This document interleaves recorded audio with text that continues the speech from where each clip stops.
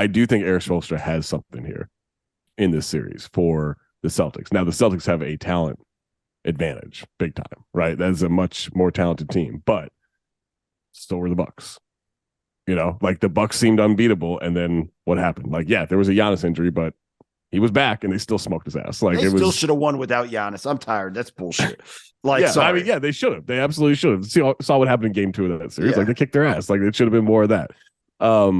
But I do think like the biggest nightmare we have as an NBA is a Miami-Denver finals. That is, I don't believe in conspiracy theories. I don't believe in the league getting in the way.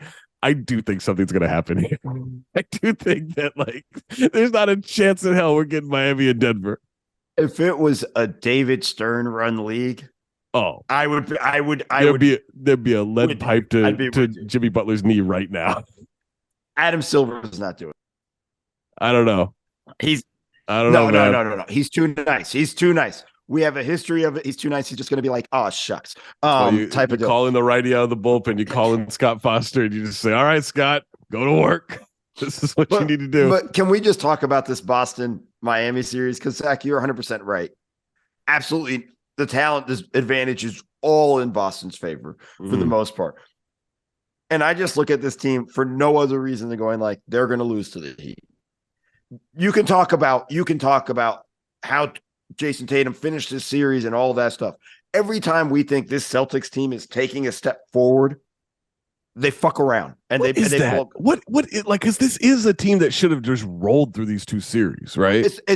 But they also won. So like they did end up winning. I mean, I'm not making this comparison like a 1-to-1. I'm just saying the mentality of it, and it's not the same thing. But like for years, like Shaq and Kobe didn't take the most most of their matchups all that seriously in the playoffs, and they still rolled through. Like there might be a point where they're just like, we know it's going to swing in our favor at this point. Right. Well, it's the fuck around, find out part, right? Like they've been fucking around for 2 series, almost found out in the last series.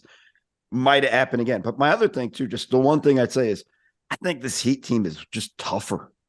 Just a tougher team than the Celtics team. They're also good. Like they're good. They're good. They're good. Yeah. I will. Let's see how their shooting holds up with everything like that. Spo's an evil genius, but like I just look at the toughness factor, and I just feel like they're going to beat the shit out of these guys physically, and I think it's going to be a long series. But I think the Heat are actually going to win. Like the more I look at it, like the Heat are going to the finals. I mean, don't let that happen.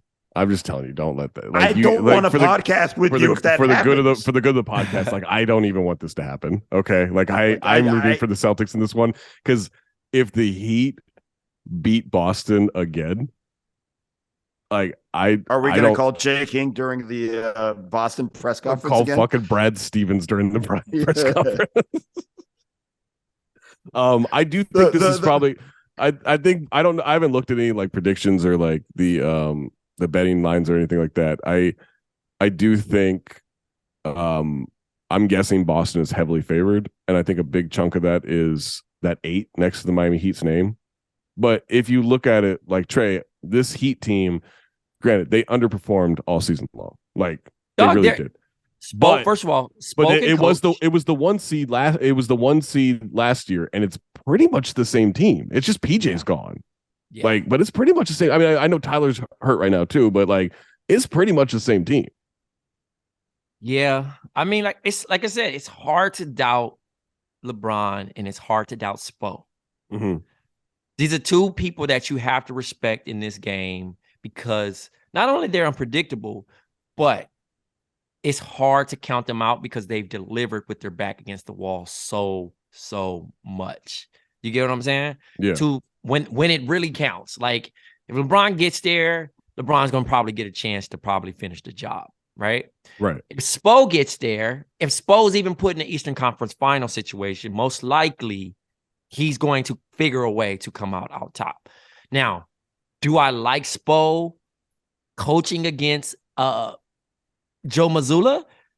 Yeah, I'm gonna take that chance. But the way I think Jason Tatum is going to break out. I just feel it. Like, I just don't see, I think that right now the Heat are riding heavy. Jimmy's that Camry that you had since high school. The Camry I have now. Since high school, and now you're in your second year of marriage. Mm-hmm. You know what I mean? Like Old Faithful. How long can we have this Old Faithful? Because at the end of the day, he's got you through good, bad. He's going to defend. He's going to score. You know, he's not going to complain. He's just going to show up. But when them shots not falling, yeah, you're looking at Kevin Love and you're looking at Gabe Vincent and you're looking at these other people, and it's like Jimmy gave his all. Yeah, like so the Celtics are minus 500 to win this series on BetMGM. I do think I think Butler can shut down Tatum for the series, but then he won't have I don't know if he'll have anything offensively. On the other end. And Offensively. then there is And that's the trade-off. Yeah, he's a badass, but there is only so much you can ask him to do with that. This is gonna have to be Spo wins it schematically, right? Spo just completely outcoaches Joe Mazzulla, and at the same time, you get a little help from something. But I do think I think it's possible. I think minus 500 is disrespectful to the Heat. Oh, that's a big number, man. That's a big number, and yeah. I think that's wild in essence. And you guys are right; it's going to require a lot from Jimmy Butler to have to do all of that stuff. And then just remember, last year they had PJ Tucker. That was a big difference for them defensively in that team for the Heat to force us to 7 games. I just don't trust the Celtics team to not act like assholes and below 2 games just because they're bored. And I mean, I'm sorry, the Hawk series should have never gone 6 games, let alone 5. Yeah.